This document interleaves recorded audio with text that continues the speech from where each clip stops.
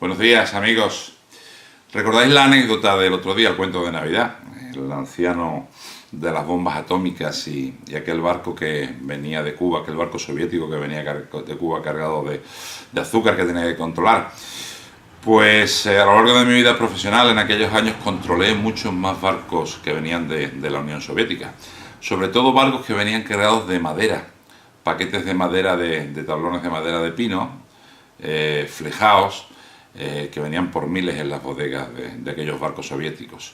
Una de las funciones que tenía era, aparte de controlar la cantidad de madera que llegaba al puerto de Málaga, era la calidad de esa madera, si venía mojada, si venía sucia, si venía con parásitos, si venía, en fin, el número de paquetes de madera que costaban en los conocimientos de embarque. Y uno de los momentos más importantes era cuando se abrían las tapas de escotilla. Yo tenía que estar presente para ver en qué condiciones venía la carga. Pues recuerdo uno de aquellos barcos, una anécdota muy simpática, que cuando se abrió la tapa de escotilla empezaron a saltar unas bolas peludas de un lado a otro de la bodega, o sea, dos o tres, una cosa curiosísima. Coño, ¿esto qué es? Eran ardillas. Ardillas que se ve que cuando estaban los paquetes en los bosques rusos esperando ser cargados, pues las ardillas se metían dentro de los paquetes para hibernar. Los paquetes venían con oquedades, ¿no? Porque los tablones eran de distintas medidas, y se quedaban los animalitos allí dormidos, hibernando. Cuando los embarcaban y llegaban al Mediterráneo, con el calor del Mediterráneo, pues se espabilaban, lógicamente. ¿Sabéis lo que pasó con aquellas ardillas? Que la capturaron los marineros del barco ruso y se la vendieron a los estibadores del puerto de Málaga, que supongo que se las llevarían como mascotas a su casa, ¿no? Para sus hijos, en fin. Pero no solo vendieron las ardillas.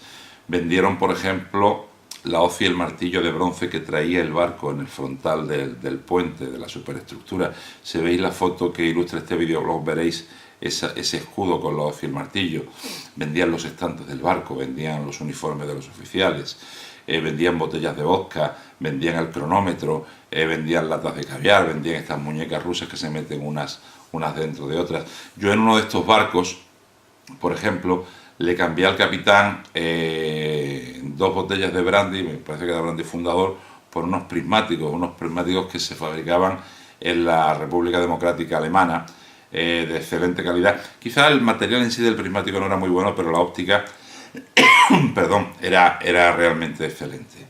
Durante varios años pudimos ver cómo los barcos que llegaban al puerto de Málaga, los barcos soviéticos, lo vendían todo: símbolos políticos, sociales, materiales de navegación, equipos de navegación, absolutamente todo. A mí me llamaba mucho la atención el ver cómo una superpotencia como era la Unión Soviética se estaba desmoronando día a día, y cómo nosotros lo veíamos en esos barcos.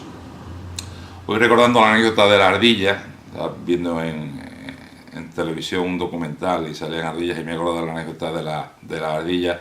He pensado en eso, en cómo aquellos marinos soviéticos, aquellos marinos que venían de la Unión Soviética, por pura necesidad vendían todos los enseres que les sobraban a bordo del barco, que les sobraban y que no les sobraban a bordo del barco, mientras que su nación se desmoronaba.